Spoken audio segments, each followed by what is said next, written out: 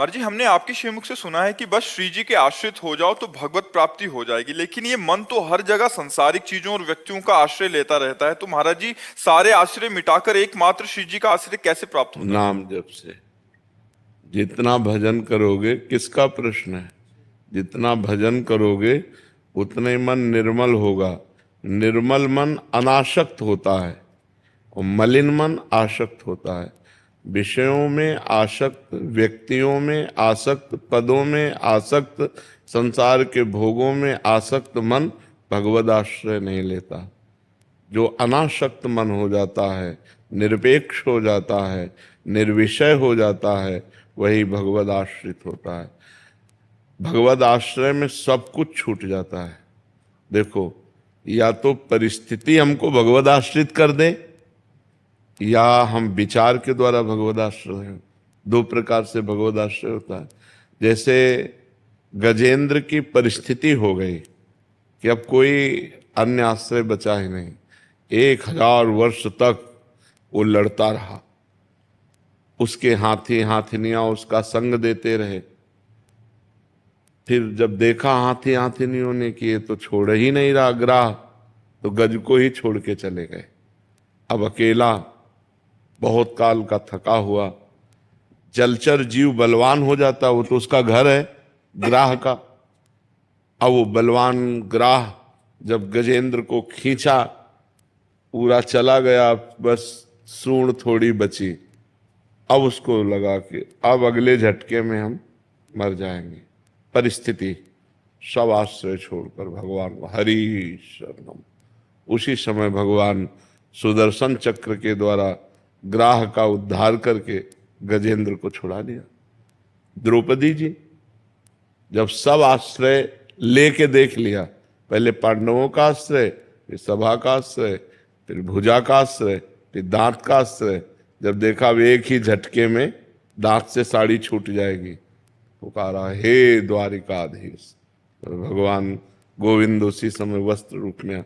या तो हमारे जीवन में भगवान ऐसी परिस्थिति पैदा कर दे, जैसे हम बचपन से भगवान के आश्रित थे, हैं, रहेंगे।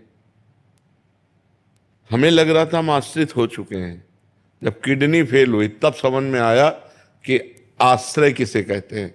जब किडनी फेल हुई, आसन में बैठने लायक नहीं, अब साधना कोई रही नहीं।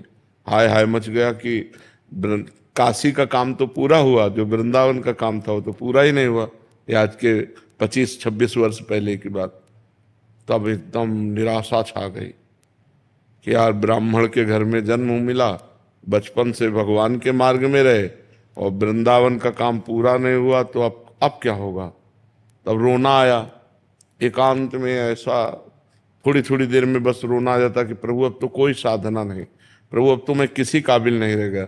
और उसी समय अहंकार सरक के भगवान की शरण में हो गए। बस फिर उसी दिन से आनंद ही आनंद, आनंद ही, क्योंकि अहंकार करता था ना, मानते थे कि हम साधना, पर वो साधना का अहंकार था। इसीलिए हरिवंश महाप्रभु ने कहा सर्वेषु साधन वरेषु चिरम निराशा। श्रेष्ठ श्रेष्ठ साधना का भी अहंकार नहीं होना चाहिए, नहीं तो भगवत प्राप्ति में बाधा हो जाएगी। वो भगवत प्राप्ति की योग्यता खो देता है। ये तब समझ में आया जब किडनी फेल हुई। परिस्थिति, तो ये या तो भगवान परिस्थिति पैदा कर दे, और या तो विचार के द्वारा। तो जब ये विचार काम करने लगे तो भगवान का आश्रय कि यार कोई भरोसा नहीं, घर से निकल रहे लौट के आएंगे कि नहीं, कोई भरोसा नहीं, भोजन बन के आ रहा, खा पाएंगे कि नहीं, बड़ा भयावह संसार है। तो हे हरि, मैं आपके शरण में हूं, आप ही बचा सकते हो। ई परलोक सकल सुख पावत, मेरी सो भैया कृष्ण गुण संचु। इस लोक और परलोक में समस्त सुखों को वही पा सकता है जो भगवान के आश्रित है। तो हम जो उपाय करते हैं वो सुख भोगने के लिए करते हैं, लेकिन कहाँ? दुखालय में। दुखालय में सुख भोगने के लिए कर रहे हैं। अगर हमारी बुद्धि काम कर जाए और सुख भोगने के लिए भगवान का आश्रय ले लें तो बढ़िया बात बन जाए। देखो, वही भोजन जो हम पाते हैं हमारी बुद्धि को मलिन करके माया में लगाता है, और वही भोजन जब हम भगवान को अर्पित कर देते हैं तो प्रसाद बन जाता है, हमारी बुद्धि को शुद्ध करके भगवान में लगाता है। भोजन वही है, लेकिन उसको भगवान से जोड़ दिया तो प्रसाद हो गया। प्रसादे सर्व दुखानाम हानिरस्य उपजायते, समस्त दुखों का नाश करके सुख प्रदान करता है। ऐसे ही हम हर संसार की वस्तु व्यक्ति जो हमारे हिस्से में आई है वो सब भगवान को अर्पित। मैं नाथ सकल संपदा तुम्हारी, मैं सेवक समेत सुत नारी। बस मंगल हो जाएगा, पक्का मंगल हो जाएगा, क्योंकि भगवान मंगल भवन है, तभी आश्रय हो पाता है, नहीं तो भगवद आश्रय बड़ा कठिन है। एक बार हमने एक अपने मन की दुर्बलता देखी। गंगा किनारे, अब 10-5 किलोमीटर कोई नगर नहीं, और दिन डूब गया था, सर्दी का समय, भीषण कोहरा, अंधकार छा गया। अब जी घबराया कि कोई मंदिर या कोई गांव का आश्रम कुछ तो नजदीक होना चाहिए। अब ऐसे सियारे खा जाएंगे, और जो गंगा किनारे लाश खाने वाले कुत्ते और सियार होते हैं, जिंदा आदमी को खा जाएंगे रात में पा जाए तो हाँ, मांसाहारी होते हैं वो तो मनुष्य के चीत चीत के पाते हैं। अब एक मन में घबराहट सी पैदा हुई, मन की दुर्बलता। थोड़ी दूर में एक प्रकाश दिखाई दिया, जैसे कोई बारी खेत लगाने वाले अपना कुछ ऐसा, तो मुझे विश्वास हुआ कि कोई है।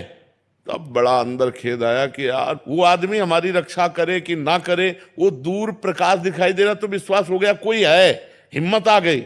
लेकिन भगवान मेरे साथ है, मुझे इस बात का विश्वास क्यों नहीं? बड़ी ग्लानि हुई कि यार कितना गंदा मन है कि अब भी वो भगवान का आश्रय नहीं ले रहा, अब भी भगवान का भरोसा नहीं कर रहा। दूर व्यक्ति दिखाई दिया तो विश्वास हो गया, तो डर खत्म होने लगा कि कोई तो है। अब वो हमारा पक्ष ले कि ना ले, वो आदमी है क्या नहीं, लेकिन भगवान तो हमारे साथ हैं, उनकी हम शरण में हैं, उनके हम लिए जीवन अर्पित है, फिर मुझे क्यों विश्वास? ये है माया।